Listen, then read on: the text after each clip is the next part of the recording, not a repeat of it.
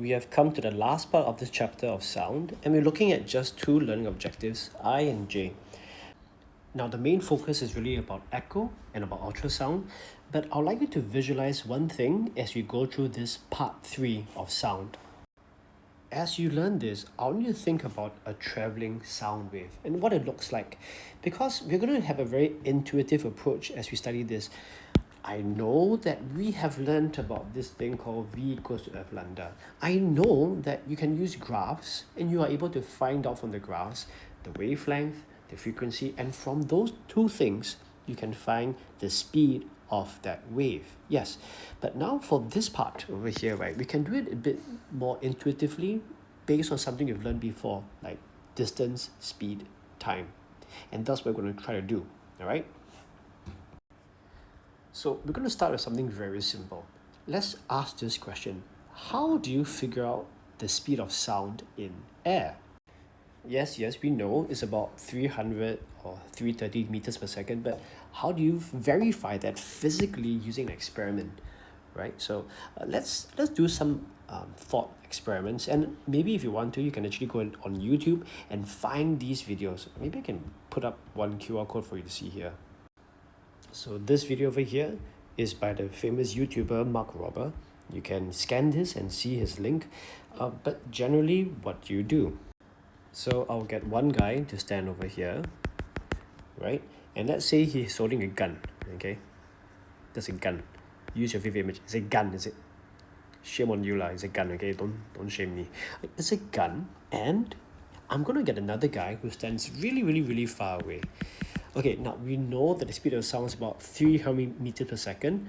I also know that my human reaction time is about 0.2 seconds. I'm not going to put this distance exactly 300 meters, right? I mean, I want to have enough reaction time between the start and when I hear the sound, correct? So maybe let's put these people maybe 1 km away, okay? This distance, let's put this distance, D. Maybe this distance maybe is 1,000 meters, okay? For example. Okay, so what we're going to do, we're going to have both of them, let's imagine both of them are communicating on their handphones, okay, or walkie-talkie. And then it says, okay, I'm going to start. And then 3, 2, 1. And then when it says start, he's going to press this. And when he's on the phone, right, he's going to say, I'm going to start now. 3, 2, 1, press. As he presses to produce the sound for the gun, boom, this guy will also press the stopwatch, right? And then what's going to happen is that the sound wave will travel. So remember, let's visualize the sound wave traveling. The sound wave travels from here to here, right? And when that sound wave reaches him, he will stop the timer. That means what he did is that he found the time taken between the sound production and then how long it takes for it to travel to him far away, which means we have distance and we also have time, right? Now this time over here is the time taken for the sound wave travel from here to here. Do I need to use V equals to F lambda? No, I can simply find, hey, you know what? The speed of sound is going to be the distance divided by time, right? That makes sense. Now, what happens if there's only just one of you? What if there's no friend? What if you have no friend? Anyway, so let's say if you have to do it alone, this is where we're going to use the concept of echo, all right? Now, what exactly is an echo, right? Echo is really just that sound wave which reflects. It's a reflected sound wave, and when does that sound wave reflect very well? Usually you need to have a very large and a very flat surface, right? That's going to give you the best echo, the best reflection of sound, right? If you go online and you want to find out what's the softest room, the quietest room, in that room they have many different foam boards which are all in different directions such that sound doesn't bounce back to you, right? Go Google that. But let's try to use echo to figure out the sound, the speed of sound. So this time you're by yourself over here and you're going to stand a distance away from a wall. Okay, so I'm going to measure this as D. So now you have the gun and you also have your stopwatch. I should have put a stopwatch over here as well, right? Ew, what an ugly looking stopwatch. Stopwatch. There we go. Right? So what you're going to do is this. When you shoot the gun, bang, you will also start the stopwatch. And once again, let's visualize that sound wave traveling. It's going to go here. The sound will go here. It will bounce back. And it will come back to you. Now, you have put your stopwatch and you have a time. So let's put a time over here. Now, this time measured the sound wave traveling from you to the wall and back. So the question to ask yourself is this, okay? If I were to now calculate speed of sound in air, I need to find the distance over time, correct? But how far did it travel? Did it travel just d, or did it travel 2d? It actually traveled twice the distance, isn't it? So this over here would be 2d divided by time. Now, of course, you could think, hey, isn't it the same as saying it actually traveled just here, 1d, but the time it took was t divided by 2. Yes, you can do that. It's actually the same thing. You will still get back to the same working over here, but I think the first case might be an easy way to think about it. All right, now later as we go to the questions, we'll figure out how we do the different workings. But for now, I think this is quite a simple illustration for you to understand how we're going to look at echoes. But the one thing I want you to take away from this discussion so far is this. I now have the idea of drawing the sound wave as it travels, so that I can be sure what's the distance traveled and what's the time taken for that travel to occur. Correct? So now let's try these two questions that can arise from this thing. Okay? Question number 1. How long did it take for the person to hear the echo? So in this case, right, I'm going to give you the speed of sound. But generally, this is a question of time, isn't it? So how would you find that time? So going back here, right, I want to know if I want to hear the echo, right, it must be the sound wave going here and back. I need to know the time taken for it to go from here and back. So in this case, I'm going to use twice the distance, isn't it? So it will look something like speed equals to distance over time. I want time, which is equals to distance over speed. Now, if you got here first, well, good for you, because I sure didn't. Okay, so what we're going to do, I would use distance, right? Not twice the distance. Wait, also one distance. What do I use? I need to use twice the distance. Okay, so now I know it's confusing that over here is d, over here is d. So what do I use? So when I say d over t equals d over s, I'm talking about this as the general formula we use since primary school, distance over time. Maybe perhaps it's better I put distance over speed, okay? That kind of thing, distance over speed. Maybe that way it won't confuse you too much. So what is the distance in this case? If you hear the echo, well, it was actually 2d. And the speed over here, I will just substitute whatever speed I have over here, which in this case maybe is 330 meters per second, and I'll find the time. All right, now what's the second question that could arise? Oh dear, let's do it this way. Now if I ask how far is the wall from the person, let's talk about the person again. Okay, let's look at this. Should I be using the time go from here to here?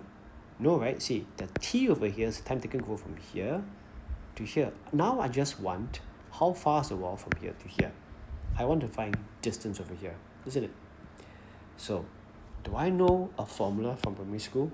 Well, I know that distance is equals to speed times time.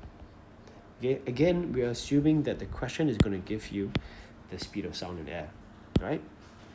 So, distance is speed times time.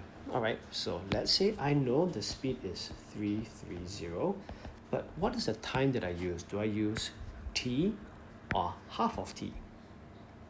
Well, I want to know distance from here to here, right? So traveling from here to here only. So I'm going to use half of that time. Okay, I hope this part makes sense to you so far. But it's really just using the formulas that we learned in primary school over here, by figuring out, based on me drawing out that sound wave traveling, what is the distance I need, or what's the time that I require. All right. Now, with that said, there are a lot of different questions that can come out just from this general idea, right? Sometimes there are two people, sometimes there are two walls, sometimes you have to do the different echoes, but let's show you a little bit. Okay, let's assume that we have two people, A and B. Now, B is the one that's holding the the gun lah, okay? Now, B is going to fire the gun, and when he fires the gun, A is going to hear two sounds, two bangs, right? Now, the question is this, right? What is the time interval between the first bang that A hears and the second bang? I should pause this. Yeah, isn't that much better? Now, I'm going to give you some more details. I'm going to give you the distances between each person. And finally, I'm going to give you the speed of sound in the air. Let's take the speed of sound of air in here, in this case, to be 300 meters per second. So, A is going to hear two bangs. Well, actually, he's going to hear multiple bangs. But what is the time interval between the first and second bang? So, maybe the question is this. How does he hear the first bang? Well, the first bang comes when the sound goes from here to here. Correct? Correct? Now, of course, the sound wave is going to go in all directions. It's going to go from here to here and also here. Because, well, it will go like this, correct? From here, go boom, out this way, correct? So, he is going to have this one sound wave going here. He has a first bang. Then after that, it's going to travel here and bounce back. Correct? So now I know that the first bang he hears is the sound that goes from here to here. Now the question is this. The second bang, does it come from the sound that traveled here and comes back and hit him? Or does the second bang come from that sound wave that continues to go past him and comes back? What do you think? Maybe you can give it a pause and ask yourself, where is the sound wave going? So here's how I do it, okay? I'm going to now visualize it by drawing the sound wave, correct? That's going to be the first one, correct? First. Now, this sound wave over here is going to travel here, bounce back, and travel there, correct? Now, how far did it travel? It went 150, 150, 300. Correct? Okay so far? So that means, right, when it's over here, when this wave has traveled here, the sound wave would have gone here and back. It's here already, correct? So when he hears the first pum that came from the sound wave traveling here, the other one that had echoed would have traveled here, correct? 300 meters, 300 meters, correct? Now, this is going to continue this way, isn't it? So let's try, okay? So, at this point of the first bang, it's here, correct? And the second sound wave has reached here. Now, will the sound wave that travels here and back make it in time before this sound wave comes here and hits him? Let's figure it out, okay? So, how far would it have traveled after the first bang? It has to go 300 and 300. That's a total of 600, isn't it? But remember, when it went from here to here, the first sound wave that's produced when it went pum from B, correct?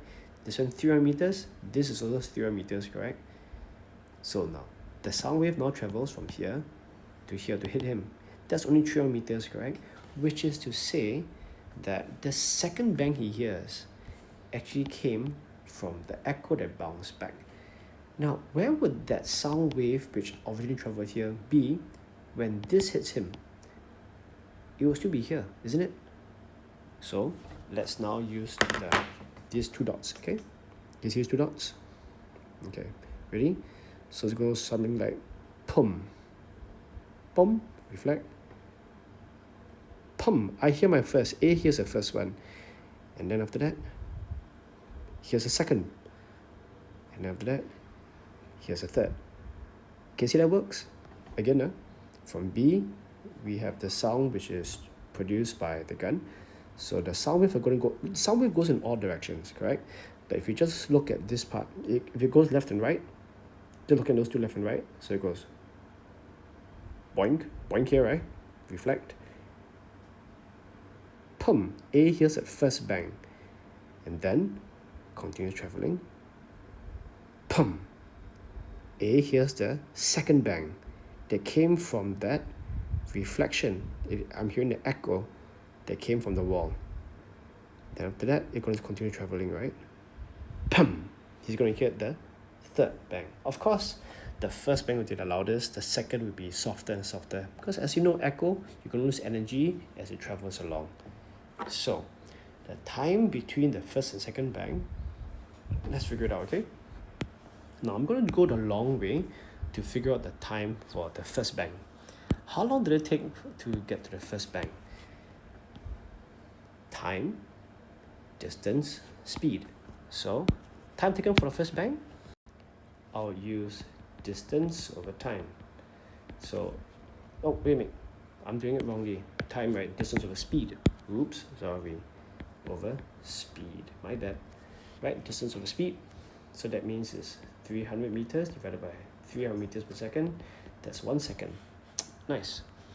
Now, how long did it take for the second bang to get to him? I traveled 150, 150, 300, isn't it? So time taken to hear the second bang, let's pause it. Right, this part becomes quite elementary already, right? So what's the time between the first and second bang?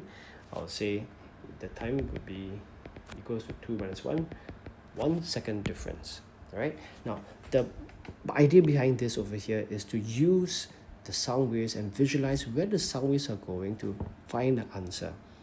All right, so this is the first type of questions that you can get for sound.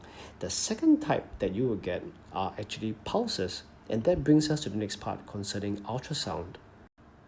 So let's take a look at one possible question which comes from ultrasound, something like this, right? Whereby they tell you that I have this seacraft and it's going to produce an ultrasound pulse, right? So when it produces, I would have a reading, boop, and after that it's going to go from here and come back, and that's why I hear my second pulse, which is a little bit softer, right?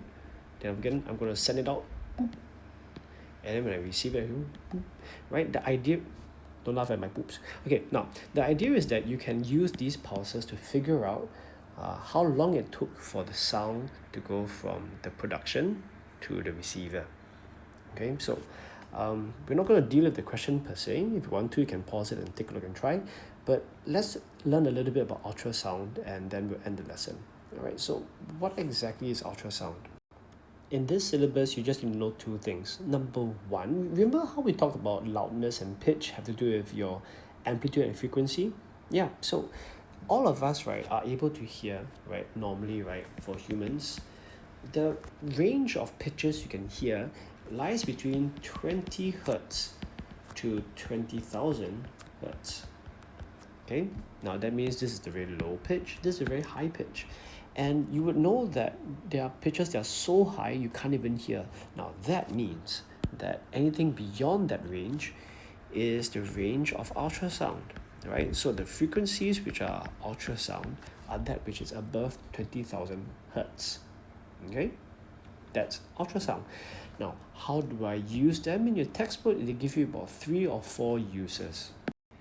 The 3 uses that are given in textbook are 1, sonar technology. Now, sonar technology are things like, if you can imagine, those submarines and stuff like that. You know, every time you watch those movies, they're saying boom, boom. Then it's oh, the submarine somewhere over there is 500 meters away. And that kind of thing. Yeah, that's the general idea, and it's very similar to what we do when we do these questions over here.